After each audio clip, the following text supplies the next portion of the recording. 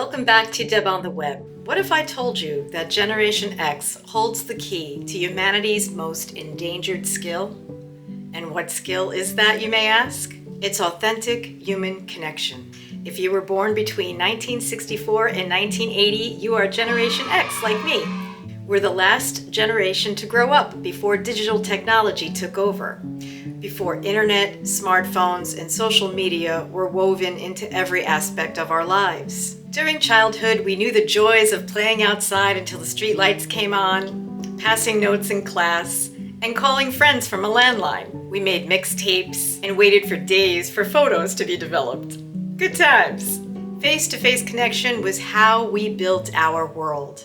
That kind of upbringing gave us something truly special, a unique perspective on the human experience before and after the digital age. We lived in both pre-digital and digital worlds like no generation before. After childhood came the digital revolution in our teens and 20s, and we had to learn how to adapt. We went from landlines and handwritten notes to instant messaging and social media. At first, it felt like a fun upgrade, connecting faster, sharing more, meeting new people. We never expected how deeply technology would integrate into our daily lives. Because we straddle these two worlds, we're uniquely equipped to help future generations hold on to what matters most, real human connection. I think it's important to pass this information on while we still can, before our lived experience becomes a distant memory. You might be wondering, why Gen X? What makes our perspective so special? It's because we learned to live in the moment, since there was nothing like the constant presence of smartphones and technology pulling our attention away. We had better focus. Sure, we had TV and video games, and they were somewhat distracting, but it wasn't an overwhelming onslaught like the technology of today. Gen X knew how to connect face-to-face, how to make eye contact. We built emotional intelligence by being present, by reading the room, sensing a friend's feelings, and understanding what wasn't being said. These are essential human skills that technology can't replace. Skills that build empathy, trust, and collaboration, which younger generations may struggle with, especially in today's digital-driven workplace. The struggle is real. Now, you would think with our analog roots, we would have been protected by these constant distractions, right? Well, not so much. The addiction to these technologies is real, and I say that as a tech-loving geek myself. I love technology, but there is research to support the addictive qualities, and I'll leave some of those links below so you can see the research for yourself. Even though I grew up with the Gen X experience of face-to-face connection as being the norm, I fell into the attention-grabbing tech trap as an adult. I even had to do a major social media detox in my 40s. A few times. I couldn't pull myself away from sites like MySpace or Facebook. My in-person interactions decreased. And when I had in-person interactions, I was awkward. The convenience of online dating took the place of meeting people organically in person and feeling that spark of attraction. Notifications were on for fear of missing out, or FOMO, as the kids say today. Something in my brain was fundamentally changing. I just didn't know what it was. Now imagine how much harder it must be for kids today to manage this addictive pull. Younger people who have never known what life was like before social media, competing for their attention every moment, and their entire world revolving around digital validation.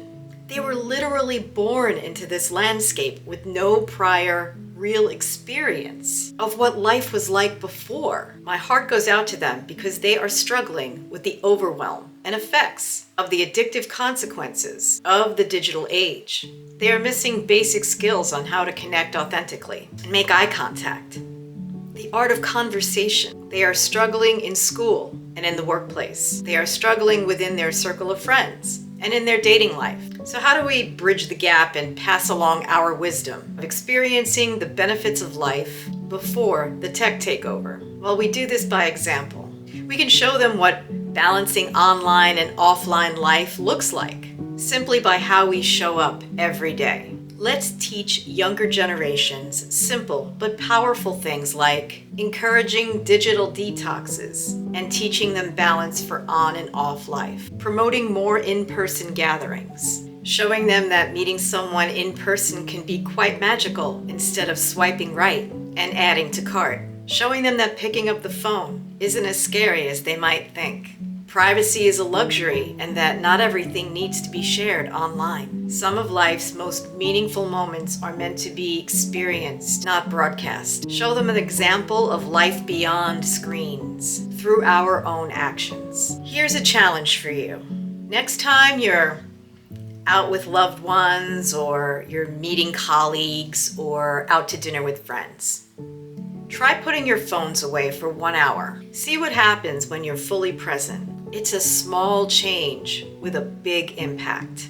Imagine if every Gen Xer helped just one person value real connection by becoming a living example of balancing technology in a healthy way. The ripple effect could transform future generations in ways we can't even imagine. But to create real change, we need to move beyond this trend of generational stereotypes and blame.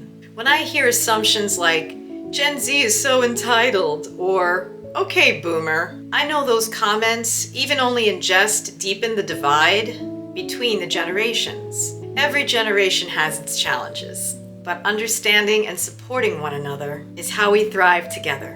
When we listen, learn, and guide without criticism, we create mutual respect and genuine understanding. When older generations share their wisdom and younger generations remain curious and open, we build the kind of connection that transcends technology. And when we listen to younger generations, really listen to them about how they're perceiving their lived experiences, we can learn from them as well. We also need to remain curious and open. By leading with empathy and sharing without judgment, we can build bridges, not walls. So let's keep this conversation going. I invite you to like and subscribe and share your perspective in the comments below. This has been Deb on the Web, and I look forward to seeing you in the next video. Take good care of yourselves.